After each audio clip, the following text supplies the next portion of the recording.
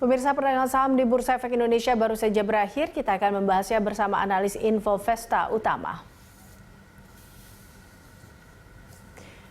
Dan pemirsa, untuk membahas bagaimana pergerakan IHSG sepanjang hari ini, kita telah terhubung dengan Praska Putrantio, analis Infovesta Utama. Selamat sore, Mas Praska. Ya, halo, selamat sore. Ya, Mas Praska, ini kalau kita lihat IHSG hari ini tadi ya ditutup di zona merah. Anda melihat bahwa apakah koreksi IHSG hari ini apakah dipicu oleh ambil untung atau ada sentimen penekan IHSG? Ya, memang kalau diamati pergerakan dari sejak pembukaan perdagangan, bursa kita cenderung mengalami tekanan yang cukup signifikan ya. Sempat menguat tipis mendekati level 580, kemudian langsung terkoreksi sampai ke level 1,2% menuju ke level 5.091-an. Dan memang kecenderungan koreksi ini lebih dikarenakan faktor aksi profit taking juga. Apakah kita penguatan 2 hari mendekati 5% ya di 2 hari sebelumnya. Di samping itu juga kondisi bursa regional yang masih cenderung variatif ya, meskipun data ekonomi Tiongkok seperti data penjualan retail ini mengalami pertumbuhan positif ya dalam sepanjang 2020 ini, dan tapi itu data industrial output mereka yang tumbuh sekitar 5,6%, jauh di atas ekspektasi. Namun ya rilis data-data positif tersebut tidak cukup membantu bursa Asia cukup positif kencang ya, termasuk bursa kita mengalami koreksi di tengah antisipasi terhadap kabar bahwa masalah pasti ini masih dalam tahap pengujian lebih lanjut lagi, seperti itu. Oke, nah tapi kalau kita lihat apakah memang kalau dilihat dari sentimen yang terjadi di hari ini, apakah memang aksi profit taking hari ini juga akan berbalik atau bisa berbalik menguat lagi nggak besok?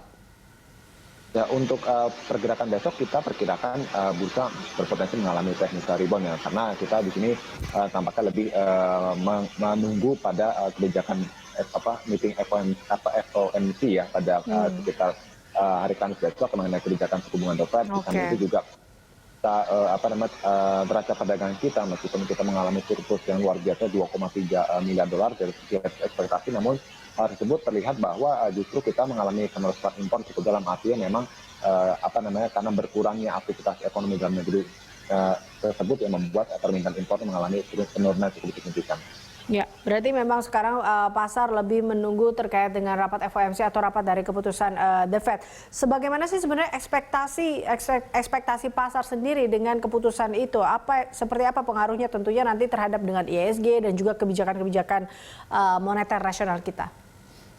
Secara harapan pasar tentu saja berharap adanya suatu kejutan stimulus lagi ya, terutama bukan sekedar suku bunga tapi ke arah kebijakan likuiditas dari bank sentral yang diharapkan bisa menggerakkan ekonomi di tengah ini masalah peningkatan COVID-19 yang semakin tinggi ya, seperti itu, dan terus mencetak rekor. Dan ini juga ditambah lagi kabar-kabar bahwa tadi yang saya sebutkan bahwa masalah vaksin ini belum final ya, masih adanya perlu pengujian lanjutan untuk tahap 3 ini yang saat ini masih dalam tahapan yang belum bisa terkonfirmasi dengan pasti, seperti itu. Oke, baik. Nah, ini kalau terkait dengan Tiongkok yang merilis data-data positif yang memicu optimisme sinyal pemulihan ekonomi, ini bagaimana menurut Anda? Seberapa besar ini akan berpengaruh? Ya, untuk data Tiongkok saya rasa memang sudah cenderung diantisipasi ya, karena memang terlihat juga dari GDP mereka per Q2 sudah mengalami reversal yang cukup signifikan juga ya, dan juga data indeks manufaktur pun yang dirilis setiap bulan juga ini kan sudah menunjukkan hal perbaikan, di mana indeks manufaktur mereka dan maupun sektor jasa ini sudah sama-sama kembali ya bounce back di atas level 50, artinya secara indikatif mereka mengalami recovery di kuartal 2 dan 3, seperti itu. Sehingga pada saat dirilis ini ya pasar cenderung sudah memprice pada rally trend kurang lebih dalam sepekan terakhir. Oke, Mas Praska, tadi balik lagi terkait dengan rapat The Fed. Kita juga tahu bahwa di pekan ini akan ada RDG. Ini tentunya di Indonesia ya sendiri. Bagaimana Anda melihat bahwa nanti akan mempengaruhi kebijakan-kebijakan yang dikeluarkan oleh Bank Indonesia? Ya, untuk proyeksi mengenai suku bunga acuan, kita melihat tetap masih akan dipertahankan stabil ya. Kenapa? Karena memang meskipun inflasi ini mengalami penurunan ya, namun ini penurunan dikarenakan lebih ke arah deflasi ya, melambatnya sektor ekonomi real, meskipun beberapa dari sektor retail sudah tambah membaik, namun tetap dibanding periode sama tahun lalu masih mengalami pertumbuhan negatif.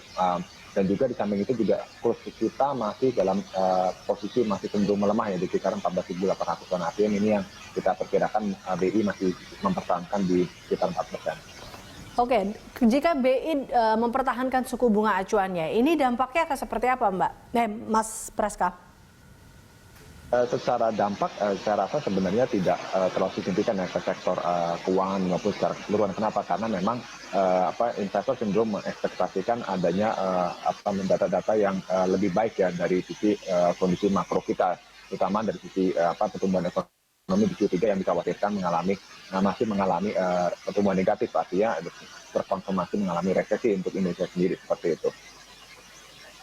Mas Praska, terkait dengan PSBB DKI Jakarta, ini kita hari kedua PSBB DKI Jakarta, bagaimana tentunya terkait dengan prospek sektor, ada properti, ada juga industri makanan dan minuman serta jasa. Anda melihat prospek dari sektor-sektor ini seperti apa, Mas Praska?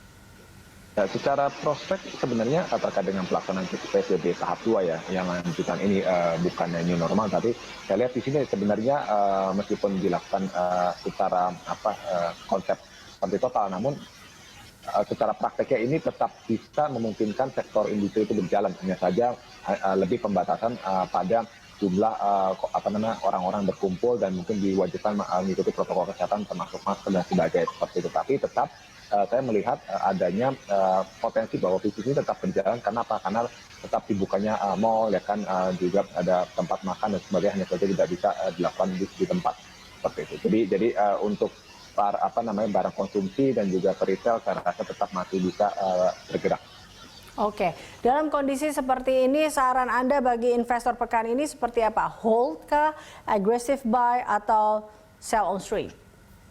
Ya, sebenarnya secara pola IHSG, saya melihat sebenarnya dari posisi per hari Jumat ya, bahkan Senin, meskipun IHSG menguat, ini sudah saatnya tetap melakukan buy ya, strong buy justru ya. Kenapa? Karena IHSG di kisaran di level 5.000 sampai 5.100 atau bahkan saat di bawah 5.000 itu menjadi titik di mana cukup peluang sekali menarik untuk diakumulasi, terutama di saham-saham blue chips yang kembali tertekan seperti di sektor perbankan yang hari ini memiliki pelemahan karena rata-rata big caps itu di sana jatuh lebih dari 3% seperti itu. Dan untuk pekan ini kita perkirakan IHSG berpeluang kembali ke level resisten di level 5.252-an ya, di mana ya tetap pergerakannya tidak penguatan ini masih cenderung bertahap, tidak langsung signifikan seperti itu. Baik. Dan terakhir, jadi prediksi IHSG besok menurut Anda seperti apa, Mas Praska? Apakah masih akan melanjutkan pelemahannya atau IHSG mampu bangkit untuk rebound, dan tentunya rekomendasi saham dari Anda? Untuk besok indeks harga saham gabungan kita perkirakan menguatnya relatif terbatas ya, karena ini rapat The Fed kan dilakukan per Kamis ya, sehingga IHSG kita masih mencari katalis penggerak dari bursa regional. Sambil itu juga menunggu rapat Gubernur Bank Indonesia seperti itu. Dan kita melihat IHSG bergerak di kisaran 5.084 sebagai support dan resisten di level 5129. Dengan saham-saham pilihan yang bisa dicermati ada saham perbankan seperti Bank Jabar ya, BJBR, ada BBNI, kemudian dari sektor semen ada INTP, ada Ramayana Lestari, dan juga ada Krill. Oke, baik. Terima kasih Mas Praska telah bergabung bersama kami. Pemirsa, Praska Putrantio, analis Info Vesta Utama. Terima kasih.